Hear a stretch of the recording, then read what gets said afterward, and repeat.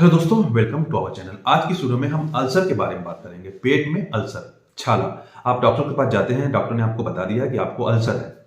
अब मरीज परेशान हो जाता है। कभी कभी ऐसा होता है कि कुछ लोग बहुत ज्यादा नर्वस हो जाते हैं। हम लोगों से आके बात करते हैं कि अब हमें जिंदा रहने का कोई मतलब नहीं है, बहुत ज्यादा डॉक्टर साहब, बहुत ज्यादा परेशान हो चुके हैं, खाना कोई नहीं खा पाते हम लोग, रात में सोते हैं तो पेट में दर्द चालू हो जाता है और घबराहट होती है, अलग अलग सी चीज माइंड में आती है, क्योंकि पेट की बीमारी ऐसी है जिसका ताल्लुक दिमाग से होता है। जैसे आपका पेट खराब होगा तो आपका दिमाग सही काम नहीं करेगा।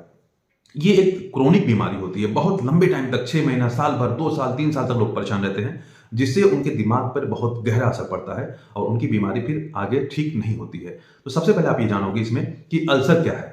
उसके बाद डॉक्टर जो आपको दवा देते हैं उसमें वो दवा आपको कैसे खाना है, उस दवा का नुकसान क्या होता है। सही तरीके से आप दवा नहीं खाओगे तो बहुत ज्यादा नुकसान करेगी, आपको फायदा बिल्कुल भी नहीं होगा।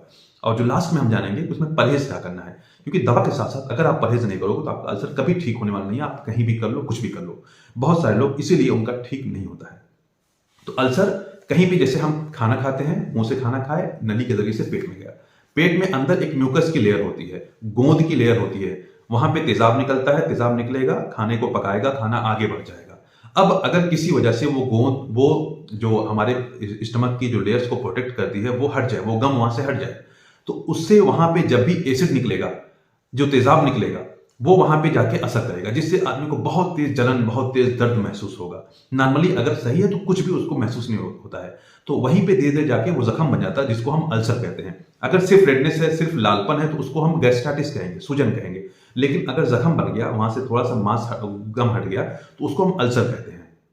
अब ये जान लो आप कि अल्सर दो तरीके का, एक तो इन्फेक्टिव है, एक नॉन इन्फेक्टिव। एक में जिसमें इन्फेक्शन होगा, जिसमें हेलिकोबैक्टर पाइलोरी नाम से एक बैक्टीरिया होता है जो इन्फेक्शन कर देता है वहां पे, उससे वो अल्सर इन्फेक्टेड अल्सर हो जाता है। एक जो होता है नॉर्मल अल्सर है, तो उसमें नॉर्मल अल्सर अगर है तो उसमें हम जो उसका ट्रीटमेंट बिल्कुल अलग होता है। अगर इन्फेक्टेड है तो उसका ट्रीटमेंट बिल्कुल अलग हो जाता है।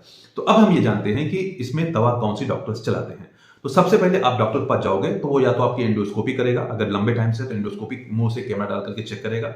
चेक करने के बाद देख लेगा अल्सर है, फिर उसके बाद वहीं पे वो एच पाइलोरी का टेस्ट कर लेगा। अगर हेलिकोबैक्टर पाइलोरी पॉजिटिव आता है तो उसके लिए वो आपका एच पाइलोरी को इरेडिकेट करने के लिए, उसको खत्म करने के लिए आपका कोर्स चलाएगा, जिसमें दवा में आमतौर से Pantop HP kit, Pantocid HP kit, बहुत सारे किट डॉक्टर्स जो उसको सही लगती है वो चलाते हैं। उसमें एमॉक्सिसिलिन, क्लैथ्रोमाइसिन और पेंटोप्राजोल 3 दवा होती है। 3 दवा आपको मॉर्निंग में लेनी होती है, 3 दवा आपको इवनिंग में, शाम में लेनी होती है। जिसमें पेंटोप्राजोल आप खाली पेट लेंगे, उसके बाद खाना खाने के बाद क्लैथ्रोमाइसिन और एमॉक्सिसिलिन डॉक्टर आपको बताते हैं कि ये दोनों लेना है, उसी तरीके से शाम में भी लेना होता है। अब हम ये जान लेते हैं कि इस दवा का क्या नुकसान होगा। अगर आप सही से दवा नहीं लेंगे, सुबह शाम मिक्स कर लिए, शाम में लिए, दोपहर में लिए, सही से दवा नहीं लेंगे तो दवा का उतना असर नहीं होगा, क्योंकि इसको एक टाइम पे लेना पड़ता है। 12 घंटे बाद आपको दूसरा डोज लेना। सुबह आप 8 बजे सुबह आप लेते हैं तो शाम में आपको 8 बजे लेना ही लेना है, या थोड़ा बहुत आगे पीछे 10 मिनट, 20 मिनट, आधा घंटा आगे पीछे हो सकता है, लेकिन आप टाइम पे दवा लीजिए ताकि दवा टाइम पे जाए और अच्छे से असर करे। अब हम ये जान लेते हैं कि दवा का साइड इफेक्ट क्या हो सकता है। पेंटोप्राजोल का कोई ऐसा बहुत ज्यादा साइड इफेक्ट नहीं है। एमॉक्सिसिलिन से किसी को लूज मोशन हो सकता है, किसी को पेट में तनाव हो सकता है, किसी को पेट में दर्द हो सकता है। क्लैथ्रोमाइसिन वगैरह से भी थोड़ा सा पेट में गैस वगैरह बन सकती है, किसी को एलर्जी है तो उसको दिक्कत हो सकती है। तो अगर कोई दिक्कत होती है दवा लेने के बाद तो आपको तुरंत अपने डॉक्टर से मिलना है, उसे बताना है, तो वो दवा हो सकता है चेंज कर दे, या आपको कुछ और दवा देके उसको सपोर्ट में दे करके आपकी ये दिक्कत को ठीक कर दे। अब हम ये जान लेते हैं कि इसमें परहेज क्या करना होता है, अल्सर में परहेज क्या करना होता है। पहली चीज ये है कि आप अगर एक डॉक्टर को जब टच में आ जाए तो उससे जुड़े रहिए। 2 महीना, 3 महीना, 4 महीना आपकी दवा चलेगी, उसके बाद ही ये चीज ठीक होगी। पहले 14 दिन का ये कोर्स चलना है, उसके बाद फिर गैस की गोली आपकी लंबे टाइम तक डॉक्टर चलाते हैं ताकि आपकी गैस कम रहे, एसिडिटी कम रहे, तो जो जख्म है वो धीरे ठीक हो जाए।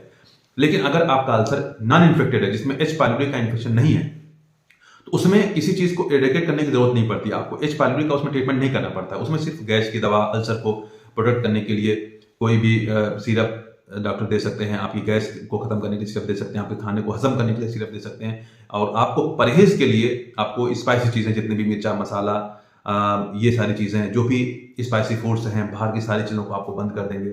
आपको लाल मिर्च बिल्कुल बंद कर सकते हैं डॉक्टर्स, आपको तेल मसाला बिल्कुल बंद कर सकते हैं, आपको सलाद ज़्यादा खाने के लिए बोल सकते हैं, पानी ज़्यादा पीने के लिए बोल सकते हैं, आपको ये सब चीज़ें करने के लिए आपको बोलेंगे। थोड़ा सा हल्का सा एक्सरसाइज करने के लिए बोलेंगे ताकि आपका दिमाग फ्री रहे, आपको दिमाग आपका डाइवर्ट कर दें, दिमाग आपका एक जगह पे ना रहे, उसी पेट को हरदम बार बार सोचते ना रहे, क्योंकि जब ज़्यादा सोचेंगे तो आपका एसिड ज़्यादा सिक्रेट होगा, तेजाब ज़्यादा निकलेगा और आपकी तकलीफ बिल्कुल भी ठीक जल्दी नहीं होगी। दोस्तों, ये जानकारी अल्सर के बारे में, अगर आपको जानकारी पसंद है इस वीडियो को लाइक करिए, चैनल को जरूर सब्सक्राइब